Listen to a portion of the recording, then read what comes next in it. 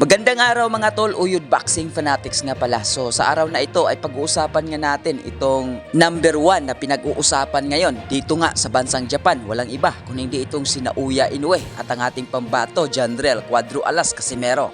May mga iilang kritiko kasi na nagsasabi na nawala na daw yung hype ng Casimero at Inoue dahil sa naging kalabasan sa laban ng ating pambato kontra dito sa kababayan nitong The Monster of Japan na Naoya Inoue na si Yukinori Ogone na naging technical draw ang kalabasan ng laban. Na alam naman natin mga ka-Uyod Boxing Fanatics na panalo itong ating pambato at lamang nga ito sa leading score sa bakbakan.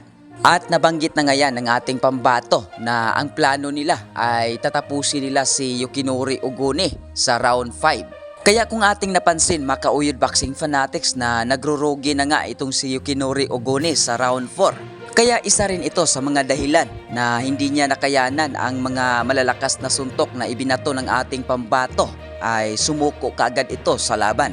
At patungkol naman dito sa sinabi nilang headbutt ay dito napag-alaman nga natin sa post ng ating kaibigan at kasamahan nga ng Team Casimero na si Kuyang Joseph na ang liit lang pala ng sugat na natamo nitong si Yukinori Ogone. Kaya masasabi natin mga ka-Uyod Boxing Fanatics na hindi lang sa headbutt kaya ito umaayaw, kung hindi nasasaktan talaga ito sa mga kamao na ibinato ng ating pambato dito sa kanya. Samantala, isa sa mga kaibigan natin sa SBD na si Papsi Cultura ay naglabas nga ito ng larawan kasama dito si Mr. Honda na alam nga natin na isa ito sa promoter ni Naoya Inoue sa Tekken Promotion. At dito napag-alaman natin mga ka-Uyod Boxing Fanatics na umatin pala sa laban ng ating pambato itong si Mr. Honda ng Tekken Promotion.